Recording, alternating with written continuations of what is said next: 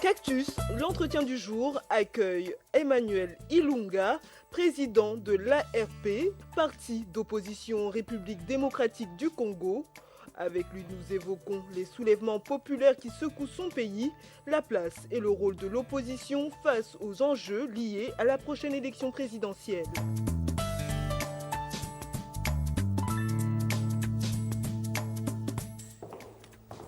Cactus avec Emmanuel Ilunga, président de l'Action républicaine pour le progrès. Soyez le bienvenu. Merci. Depuis quelque temps, nous constatons un soulèvement populaire en République démocratique du Congo contre l'adoption d'une loi électorale. Vous et de nombreux leaders d'opposition étaient réunis à Paris. Oui, qu'avez-vous dit? D'abord, nous nous sommes réunis parce qu'il y a une question d'urgence. L'urgence qui est là, c'est qu'il y a beaucoup de morts et le pouvoir a très mal géré cette crise et a utilisé abusivement la violence. La loi électorale, donc la modification de la Constitution, nous l'avons décriée depuis très longtemps, depuis à son début. Et au jour d'aujourd'hui, les positions du pouvoir, c'est de chercher à retarder les échéances électorales en voulant faire les recensements dans une étendue comme la République démocratique du Congo, qui fait 2 345 000 km² et qui n'est pas simple. Or, les élections, c'est l'année prochaine, en 2016.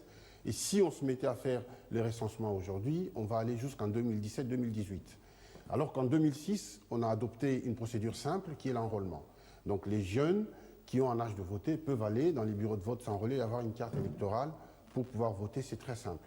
Après, on pourra discuter avec la législature prochaine pour savoir comment on organise les choses, est-ce qu'il faut amender la Constitution ou pas. Mais en l'état actuel des choses, je pense que nous ne sommes pas d'accord avec ça. La rue est-elle devenue aujourd'hui la principale, la vraie opposition au pouvoir en RDC? La rue et l'opposition, nous sommes ensemble. Donc on ne peut pas nous diviser. Et la rue, c'est les peuples congolais. Et l'opposition, ce sont les peuples congolais. Donc nous sommes ensemble et nous contestons énergiquement. Tout d'abord, ce pouvoir-là, en 2011, a été élu sur une base de grosses contestations. Nous avons finalement accepté qu'il puisse diriger pour éviter de retarder notre pays. Mais ceci étant, ils ont changé le mode électoral, le mode de scrutin de 2 tours à 1 tour. Et aujourd'hui, ils vont encore utiliser une autre stratégie pour dire ils vont faire le recensement et dont nous ne sommes pas d'accord. Vous savez, en lame de fond, les recensements cachent quelque chose. Qu'est-ce qui se passe? C'est que dans l'Est de la République démocratique du Congo, nous savons pertinemment qu'il y a beaucoup d'étrangers qui vont devenir automatiquement, avec les recensements qu'ils vont faire, des Congolais pour que le lendemain, ils puissent réclamer... Ces étrangers, qui sont-ils? C'est des Rwandais. Je suis clair là-dessus.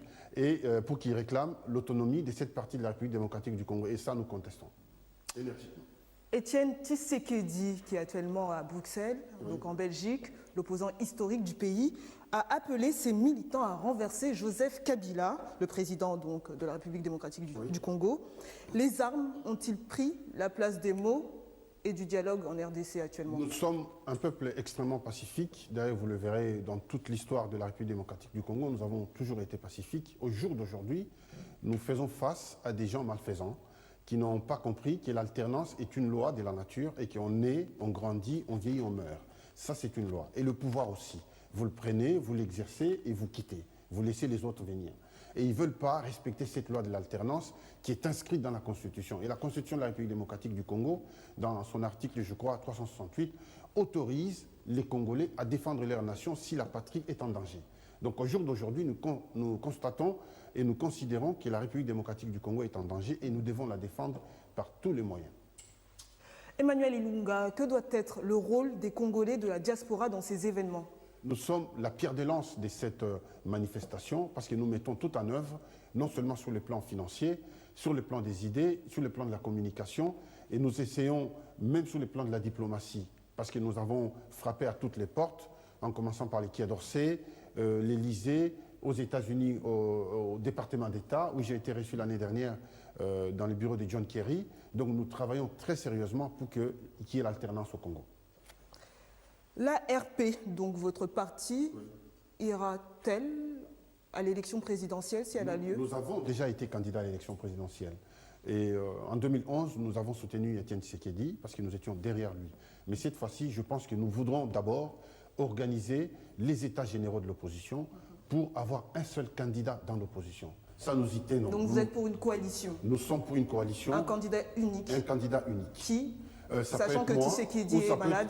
Oui, mais Tshisekedi, le Congo n'a pas qu'une seule personne. Nous sommes 80 millions d'habitants. Sur 80 millions d'habitants, je ne pense pas qu'une seule personne puisse être indispensable. Donc vous, Emmanuel Ilunga, vous pouvez nous dire aujourd'hui que vous êtes prêt à aller à la J'ai magistrature les qualités suprême. intellectuelles, morales et la force mentale pour le faire. Avec quel programme? Avec un programme qui peut se résumer en 4 phases. D'abord, la première phase, c'est la phase de l'éducation. Donc l'instruction, l'éducation, parce que si vous avez des gens qui sont éduqués, ils vont aller vers l'excellence, ils vont éviter la médiocrité. Donc la deuxième phase, c'est la santé. Les gens qui sont en bonne santé, ils vont poser moins de problèmes et l'État aura moins de dépenses à faire. Et après, l'agroalimentaire et les grands travaux. Donc les 4 phases principales vont diriger notre programme. Emmanuel Ilunga, merci d'avoir répondu à nos questions. Je rappelle que vous êtes le président de l'Action républicaine pour le progrès. C'est exact. Un parti en République démocratique du Congo. Quant à nous, nous nous retrouvons très prochainement pour un nouvel entretien Cactus, regard sur l'actualité. Mais en attendant, merci de rester scotché sur YouBiz News, votre chaîne Infomusement.